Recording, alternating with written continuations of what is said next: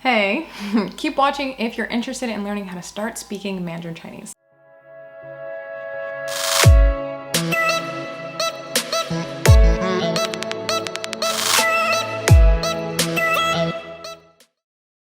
So for a quick introduction, my name is Shanice and I currently live here in Shanghai, China. I've been here in China for about 8 years and I speak fluent Mandarin Chinese. So I'm gonna give you a few tips on how you too can be a fluent Mandarin speaker. Or close to that. Stay tuned until the end of the video if you would like to hear me speaking in Chinese. Okay, so step number 1 is that I highly recommend paying for a course or tutor in order to kind of get your feet wet. I know a lot of people probably are like, no, I came on YouTube because I want to figure out how to learn Chinese by myself. That's fine as well, but I still recommend using some type of structured course because that will give you the foundation that you can use to kind of springboard off and learn Chinese a little better than someone who's kind of just dabbling around with phrases. There's nothing wrong with doing that, especially if you're interested. However, it's not going to give you the building blocks to make sentences on your own. My step number 2 is to talk to yourself. Yes, I know, talk to yourself. I haven't heard anybody say this before, but yes, you need to learn how to talk to yourself. It takes off a lot of the stress and the pressure of not knowing a word or feeling like you're not understanding the other person. You can just have conversations with yourself. If you don't know a word, you just look it up, right? If you're worried that you said the tone's wrong, you can just stop and start again. So it's kind of like it's a way to practice Chinese without being under so much pressure. An alternative to that is to find another Chinese speaking friend who's not native, so no pressure, and you guys just practice. So step number 3 is to find a Chinese speaking community. So this can be online or offline. You have apps like italki and HelloTalk, and again, I'll put those in the description box below, but basically you can use these online communities and just start talking with people, you know, and you can look specifically for people who are beginners in English or who are advanced in English. So that way you can kind of decide, do I want to speak to someone who doesn't know that much English so that I'm forced to speak more Chinese? Or do I want a Chinese person who speaks really good English so that they can properly guide me more while I'm learning Chinese? So you can make those 2 decisions. And then in terms of an offline community, you can use something like meetup.com. And at least the last time I used meetup.com, you could just put in like Chinese club or Chinese speakers and just find a whole community of people who speak Chinese or have events in Chinese. Okay, mastering pronunciation. So I get this question a lot, especially because some people say, wow, Shanice, your pronunciation is so good. How did you get really good pronunciation? Some people just say, oh, wow, you're so talented. You're so talented. No, I worked my butt off using something called a pronunciation chart. At least that's what I call it. So basically this chart has every single sound that's possible in Chinese, including all of the tones. And I would literally just go through every single sound. And sometimes I would just like record myself and listen back to it, or I would just keep saying it over and over and over and over again until it sounded just like the sound that I was listening to. So I was basically just working on my mimicking skills.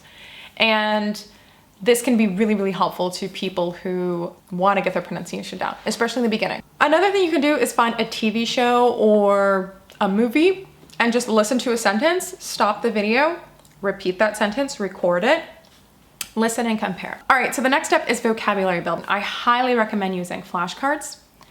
And when you use them, you know, you have the word on the front and you have the phonetic sound and the definition on the back of the card, okay? And while you're studying these cards, what I recommend you do is that if you do not know the tone, you don't know the word. Do not put it in the, oh, I know this now pile. Like different intonations, different tones can be completely different words. So you don't have to be super, super strict on this. Chinese people, they do understand context. I mean, they're not like a bunch of robots where you need to input like perfect pronunciation and perfect tones for them to understand you. Highly recommend it. You don't have to stress on it. You know, if you're a business person or something, then you can kind of like, as long as you're understandable, you can just talk to a Chinese person. Do you understand me? Yeah, then you don't really need to worry about this. But for my pronunciation nerds or for my people who really, really love language and really, really enjoy mimicking languages and trying to stretch our vocal cords so that we can sound like all these other languages, highly, highly, highly recommend. Wait, why am I talking about pronunciation? Anyway, yes, so use your flashcards. Use your flashcards, put them in your back pocket.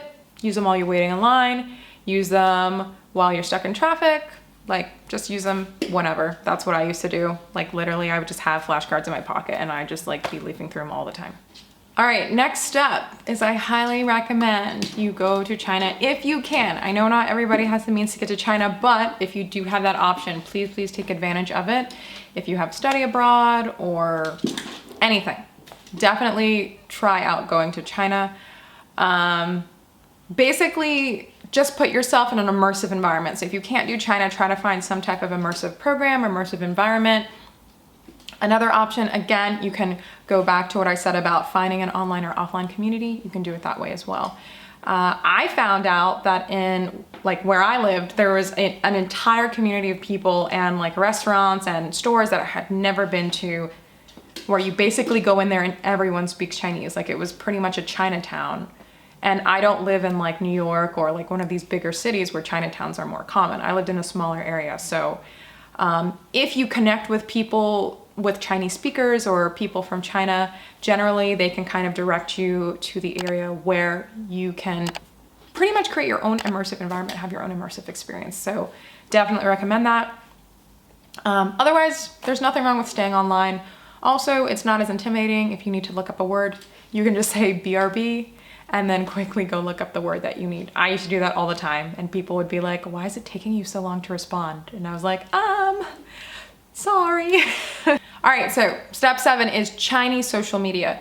If you don't know what Weibo is, if you don't know what Douyin is, if you don't know what WeChat is, you need to go find out. Like, definitely go learn about different Chinese social media platforms. Even if you don't know any Chinese, just learn enough to be able to sign on, to kind of look through things that are saying. You might recognize some characters and that might make you excited. So you can start with that. Also, in terms of character recognition, as a bonus tip, there's a list of 300 commonly used characters. In terms of doing your flashcards, you can start with those 300 most commonly used characters. Because remember, when you're speaking language, we use words repetitively over and over and over and over again. So by learning the minimum number of characters you can in the beginning, but they're the ones that are most frequently used, you increase your chance of seeing those words when you're on social media, when you're reading a book and stuff like that. The next step is to get embarrassed. Be embarrassed, embrace the embarrassment. Seriously, like, you're gonna be embarrassed, you're gonna say something wrong, people are gonna laugh at you. He's gonna laugh at you, they're all gonna laugh at you. You know, you're gonna go from this high point, and this happens in Chinese so much, they're gonna go, "Wow, 你中文好好." Like, if you just say anything, like, "Hello, my name is," they're gonna tell you your Chinese is amazing. And then as you start talking more and make slip-ups, they're gonna like make faces, and they're gonna be like, "What are you saying?" They're gonna laugh. They're not doing it in a mean-spirited way. They're kind of they just find it funny. They find it interesting, and some of them really enjoy seeing foreigners speak Chinese. So I don't know, Chinese people are really playful. So they will, they might see some things that hurt you a little bit, like in here. But I mean, that's just part of the language learning experience. You have to kind of suck it up. No one's gonna beat you up if you say something wrong, so don't beat yourself up. Seriously, it's a learning process, and once you get over that initial feeling once you get over the initial feeling of embarrassment, after that, you're kind of like, whatever. Just keep telling yourself, I'm not a native speaker. This is not my native language. I'm going to make mistakes. I clearly look like a foreigner. I clearly speak like a foreigner. So there's nothing wrong with that. I mean, even all of us perfectionists out there who are seeking approval from other people, we really need to just kind of suck it up and just be embarrassed, to get over it. I will make another small note, which is that people who tend to have the most mediocre Chinese that I've experienced, like their Chinese, like in terms of their pronunciation and their sound, are really good at just having a conversation, right? Maybe their grammar's all over the place. They're saying phrases completely wrong, but you know what? People understand them. They are making themselves understood, which is more important than sounding perfect, getting every tone perfect, sounding like a native speaker. I mean, those things are great and you can work on those things, but definitely just kind of put yourself out there and allow yourself to make mistakes and learn. Chinese is not hard. Come on, repeat it with me. Chinese is not hard. I'm tired of hearing people tell me that Chinese is so hard. Chinese is one of the hardest languages. Sorry if you're Chinese. I do not agree that Chinese is one of the hardest languages. Far from it. Tones and characters might be a little more difficult, but you don't need to memorize a bunch of charts where you have to understand different cases or understand like the feminine and neutral and different grammatical tenses. Chinese doesn't have any of that. You can start speaking Chinese right now without having to worry about, conjugating verbs. You don't need to worry about that in Chinese, which is a beautiful part of the word, which is a beautiful part of the language. It's mostly context or using time phrases or just using specific patterns to get your idea across, which is great. Yeah, tones, there are a few tones, but Chinese doesn't have that many sounds. So when you add tones into it, it gives them a way to use similar sounds, but to get different meanings out of those sounds. If you memorize the whole pronunciation chart, like I said before, you'll basically know how to say every sound possible in Chinese. And in terms of the tones, you just get used to it. You can think of inflection in English. So for example, in English, we have like a blackboard and a blackboard, right? Those are two completely different words. It's just the same in Chinese, except it's a little more complicated. Reading out loud. This is my last tip. I definitely recommend you read out loud. Trust me when I say that there are people who have been studying Chinese for years and years and years and years, like 4, 5, 6, 7 years, and if you gave them a children's Chinese book and told them to read it out loud, they would not sound good. Like, trust me, a lot of people would not sound good because when we learn Chinese, we don't really learn it like a child. So I highly recommend children's books. So especially with beginners, and even if you're very advanced, I still recommend children's books where you have the phonetic sound of the words under the characters. And some of them come with audiobooks so you can kind of listen along and repeat, or just listen, pretend it's like your mom or your dad, your Chinese mom or dad, speaking to you and reading you a story.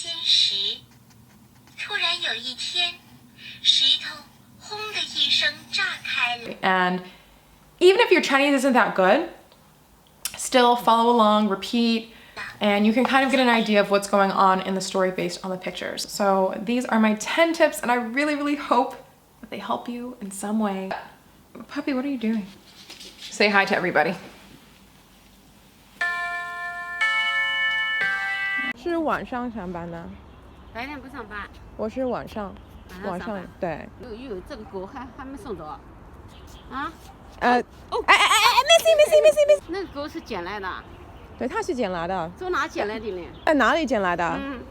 在浦东那边。叫他上学，人家有人专门教他嘛。对。这样的天天在屋里面拉尿吗？没有。And as a bonus tip, you can also just date a Chinese person, if you want to. How did I get here?